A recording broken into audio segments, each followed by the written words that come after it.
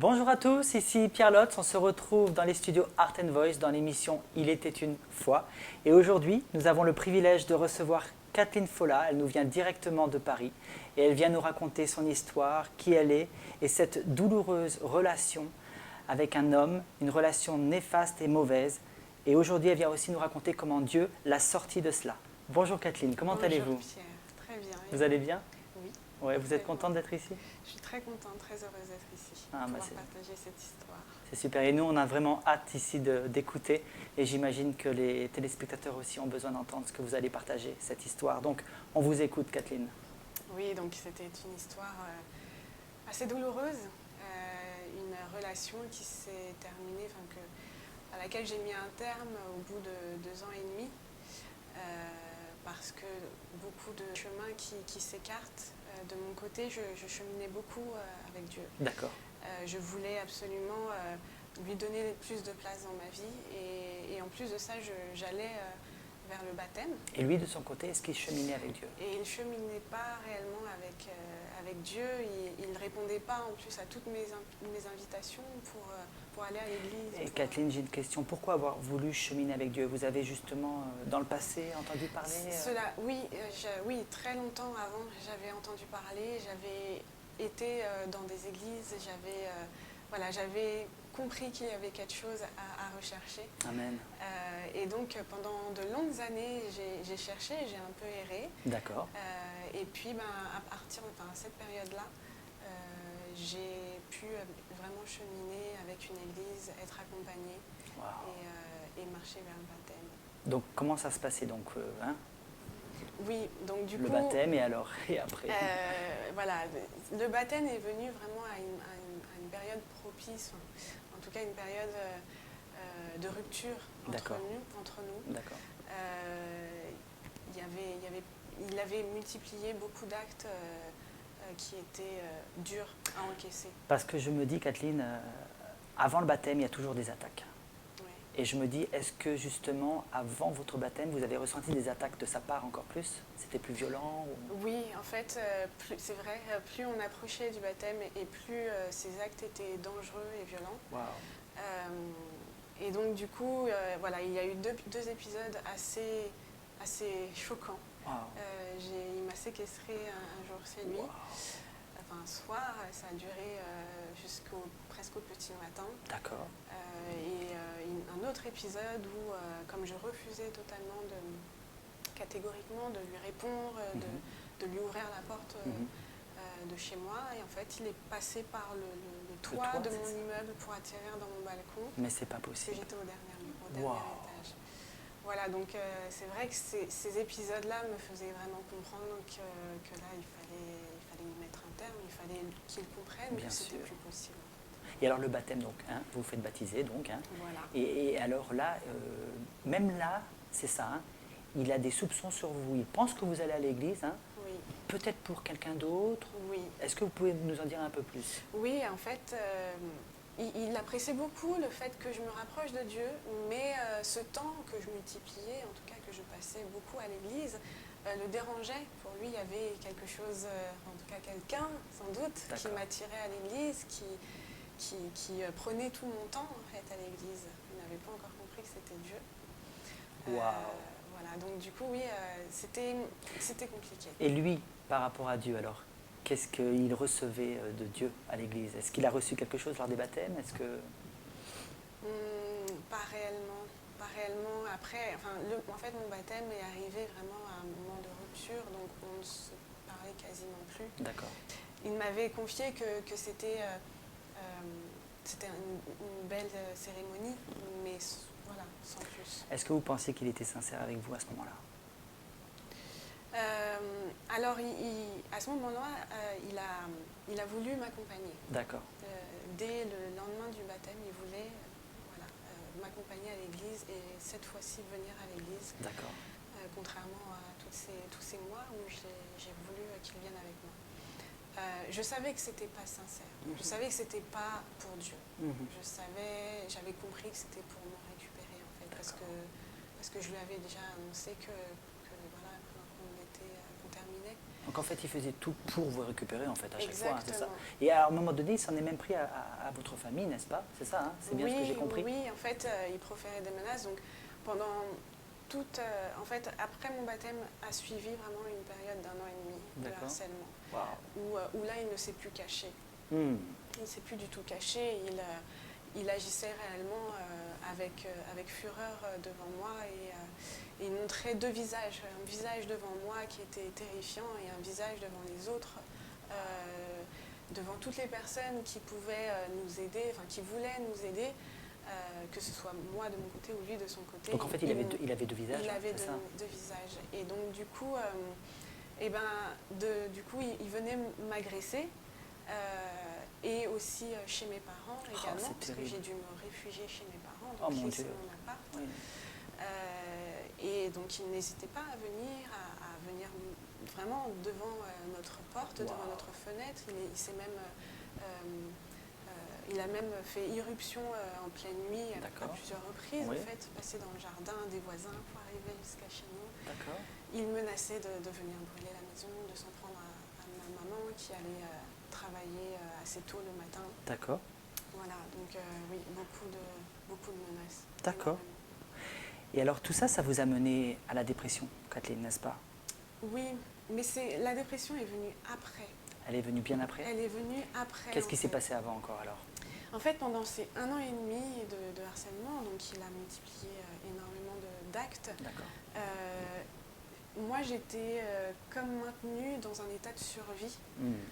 Et donc, du coup, j'avais toujours, je pense, une sorte d'adrénaline qui me maintenait toujours sur le qui-vive et qui permettait que je fonctionne aussi comme des personnes normales, c'est-à-dire quand même se lever tous les matins, aller au travail, faire des choses de la vie de tous les jours, mais tout en étant toujours sur le qui-vive parce que à chaque coin de rue, il pouvait débarquer, à chaque instant, en fait, il pouvait venir me harceler.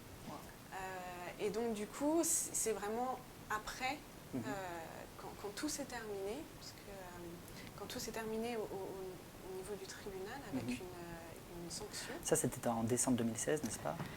Le tribunal, c'était en janvier 2017. 17. Mais en décembre 2016, il y a eu quelque chose. En décembre 2016, c'était sa dernière attaque, sa dernière agression, en fait. C'était la dernière? Oui, c'était la dernière officielle. D'accord. C'est ça. Et en 2017 donc. Et en 2017, donc deux dates au tribunal de Créteil. D'accord. Où il a écopé de d'abord la première date de 11 mois de sursis. D'accord. Et la deuxième date, c'était vraiment la même semaine. Là, cette fois-ci, il a eu 4 mois de prison ferme. D'accord. Voilà. Et donc après 8 mois de dépression, c'est ça? Et donc oui, par la suite, à partir de janvier 2017, 8 mois de dépression à peu près. Wow. Où en fait tout est retombé. Mais alors, ce que vous aviez reçu par rapport au baptême, tout ça, qu'est-ce qui s'est passé pendant ces 8 mois de dépression? Est-ce que vous êtes remémoré des versets? Est-ce que vous avez... Oui, c'était... j'essayais de tenir en fait, et j'essayais de tenir parce que je savais qu'il y avait les promesses de Dieu qui étaient là, qui avaient été prononcées, et sa parole me maintenait réellement, alors que ce soit pendant les 1 an et demi, mais aussi pendant cette période de dépression. Je m'accrochais réellement à la parole. Amen. Je m'accrochais à la parole. Et pour autant, il y avait quelque chose que je n'arrivais pas à définir et qui était très dur à surmonter. Et c'était compliqué à définir. Oui, une dépression, on ne peut pas vraiment expliquer ce que c'est finalement. Oui, c'est très subtil, très subtil, c'est subtil, ça s'installe sans qu'on s'en rende compte. Exactement. Vous savez, Kathleen, il y a un verset qui dit dans Jean 10 que Satan est venu pour voler, dérober, mentir, détruire. Et je pense que Satan a voulu se déchaîner sur votre vie en fait. Mais ce qui est merveilleux, c'est que Jésus est venu, on le sait, il est venu pour donner la vie et la vie en abondance. Et en fait, c'est vraiment le plan qu'il avait pour votre vie en fait, Kathleen. Et du coup, moi, quand j'écoute votre histoire, là, je me dis, mais vous avez été tellement attaqué. qu'en fait, vous êtes tellement tombé, je dirais, oui, bas en fait, mais je vois en vous tellement une femme qui va être relevée aussi. Oui. Et c'est ça qui est magnifique, je me dis. Et alors, vous partez donc, c'est ça, vous partez au Cameroun, 18 mois.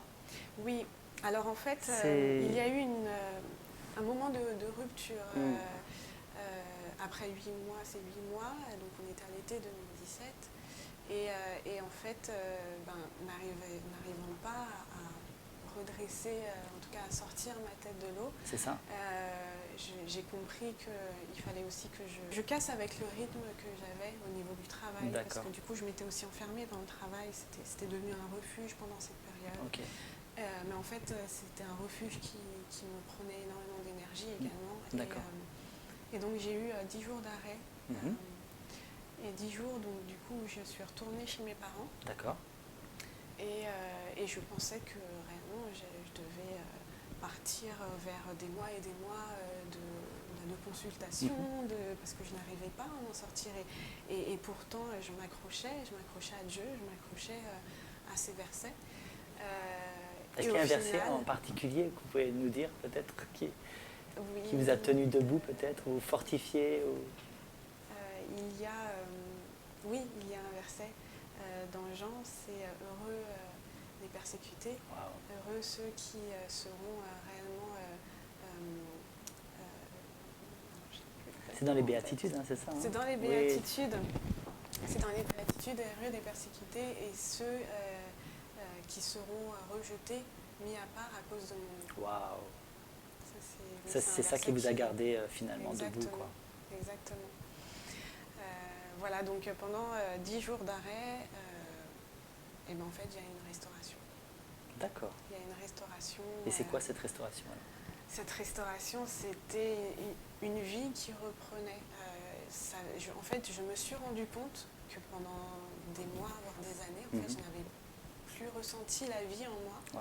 Et en la redécouvrant pendant cette période, c'est là où on se rend compte. J'ai passé donc mon temps à lire la Bible, méditer. À méditer. Il faisait beau, donc... Est-ce que la louange faisait aussi partie de louer Dieu, tout ça? Oui. Très important?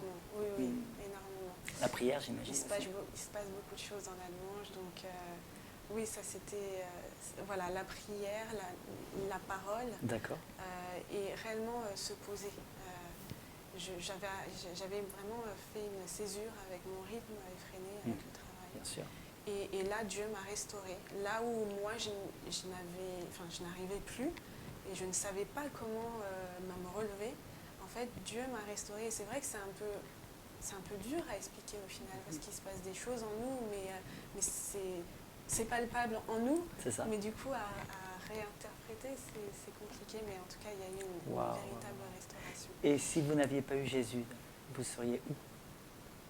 Je n'en sais rien. Vous ne savez pas. C'est ce que vous dites. dites. Je n'en sais rien, exactement. C'est, sans Jésus, je ne sais pas si justement j'aurais eu la force de me lever chaque matin. Je ne sais pas si tous les gestes banals du quotidien, j'aurais eu la force de les réaliser. Je ne sais pas si j'aurais eu la force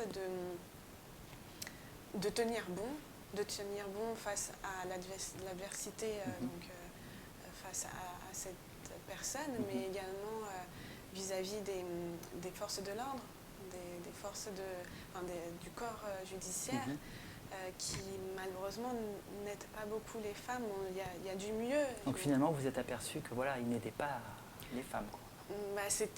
Ils sont pas, en tout cas le corps, les forces de l'ordre sont assez peu équipées. D'accord.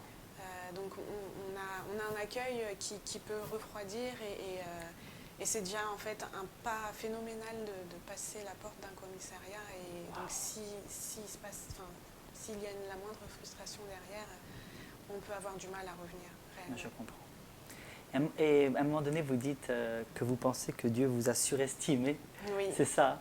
Oui. Et en fait, vous pouvez m'en dire un peu plus? Oui, enfin, nous en dire un peu plus. Du coup, pendant cette période-là, beaucoup d'amis, notamment des amis chrétiens, m'expliquaient me ressortaient des versets, des paroles qui disent que voilà, Dieu ne donne pas d'épreuves plus difficiles qui vont au-delà de nos forces. Voilà, c'est ça.